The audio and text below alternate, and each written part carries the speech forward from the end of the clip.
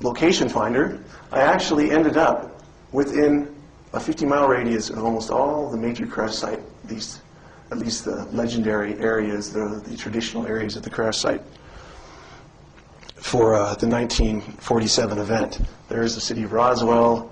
You are here. In fact, this whole idea of Roswell's latitude dividing into its longitude equaling pi is one of the main reasons why the Roswell event happened in this location. I've heard a lot of conjecture over why the crash ended up here. Accident, our nuclear technology, perhaps our radar station, something that no one really knows because it was top secret and hasn't been released yet. It's all part of a bigger plan. It's a part of a plan to educate mankind. And these guys have been around for a long time, the Watchers.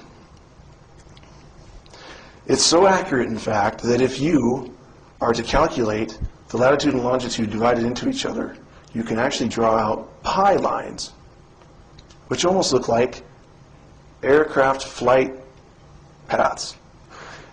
And I was very curious about this. I had my brother actually go to his map program and plot these lines, and he ended up getting this configuration. And the reason is 33.33 through here. If you're measuring in arc seconds, they end at 60 degrees, so you're going to have to jump to do the next calculation. So there's only two lines that are that long. This one represents the digital line. This is the 33.33 line. And this is a map of the traditional crash sites. There have been speculation over which ones are authentic and which ones aren't. And this is by no means a real accurate map, but the general placement of these things is here. And this is the site, the area that I want to focus on, because this is where the pi lines actually occur. In fact, they do occur on the pi lines. These are the traditional sites for the Brazil Ranch site, the second Brazil Ranch site, the Jim Ragsdale site, and this Hub Corn site, which I don't know much about. And I wasn't really that studied on the Roswell event until I started finding these things out from this crop circle. So I looked really quickly at some of Stanton Friedman's work and others, and I found that there was a commanding officer of the Wright-Patterson Air Force Base, not exactly at the time of the Roswell event, but he was working there at that time, and then later he became the commanding officer of the Wright-Patterson Air Force Base. And he was able to say that there were two distinct crash sites, even though they happened at the same time. And there's some other even more symbolic, deeper meanings to all these things that are incorporated into the crop circle. For example, even the word ASCII. There's actually a Greek word, ASCII, which means without shadow. And I ended up finding this out because I would do searches in Google, and then ASCII in Greek would come out, and it would say without shadow, and I thought, well, that's peculiar because that's exactly how Eratosthenes in 292 BC measured the circumference of the Earth. And then, after measuring the circumference of the Earth, he was able to solve the diameter of the Earth using pi, which has shades of what this crop circle does.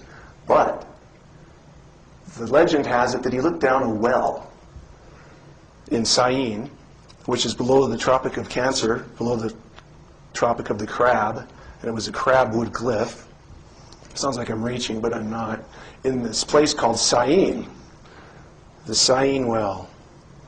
And Syene is renowned for its production of rose granite. In fact, this granite is so famous, it's been put into the pyramids in Giza, and rock cutters in Europe refer to this granite as rose granite.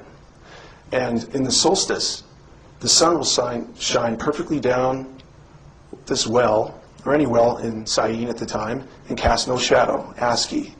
So basically you're looking down a rose well, which Eratosthenes did. so that he could measure the Earth. It's about learning geometry, measuring the Earth. That's what geometry means. Now, if you look at this message then, with respect to the Roswell incident, it takes on more significance. You don't see this vagueness and ambiguity here because if, in fact, Philip Corso's book is correct, and he's talking about crash material being inserted into the private sector, what have we seen from that? And when we have our officials telling us, oh, Project Mogul, they dropped some dummies, and you guys are dummies for believing, I don't believe it because there's just too much going on here. There's too much going on in the spiritual realm, in the spiritual sort of sense. And that's what my website was about to begin with. I was talking about how we're not just commanding every step in our lives. Our futures are not designed around our own intentions. Not entirely. There's a hierarchy out there, and they exist, and they are guiding us towards a conclusion. Now, I thought it was interesting. These two symbols represent dimensionless constants.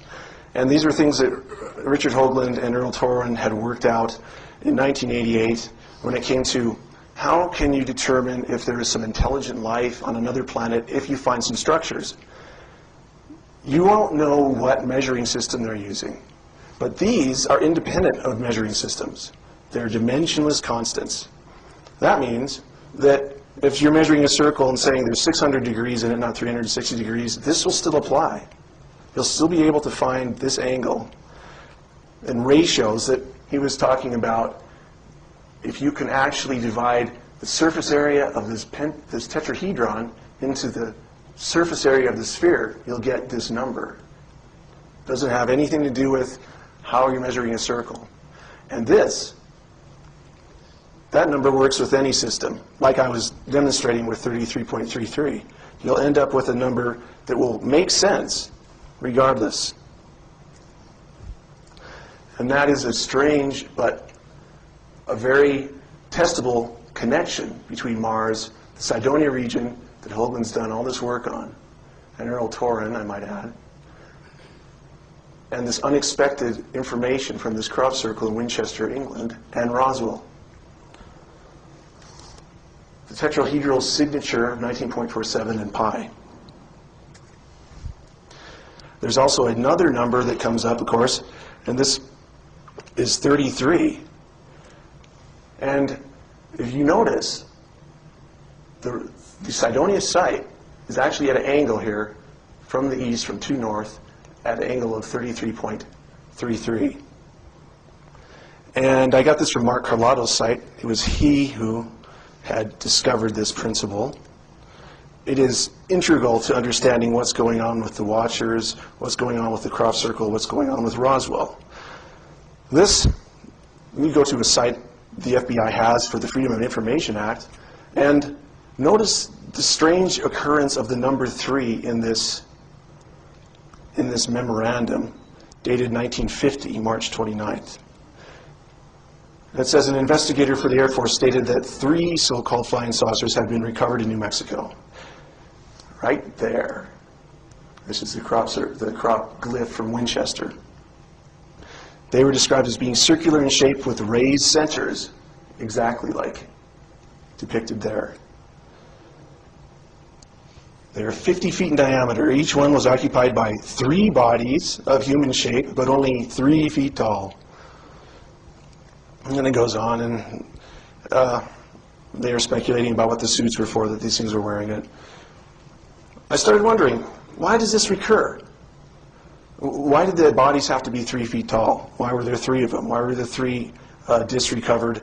If this is a bona fide document, it's still actually following what this crop circle has suggested. And this leads me to a very fascinating and sometimes difficult to grasp connection between Mars and Earth. But I think you'll see where I'm going with this. This is a 33.33 line, which kind of divides the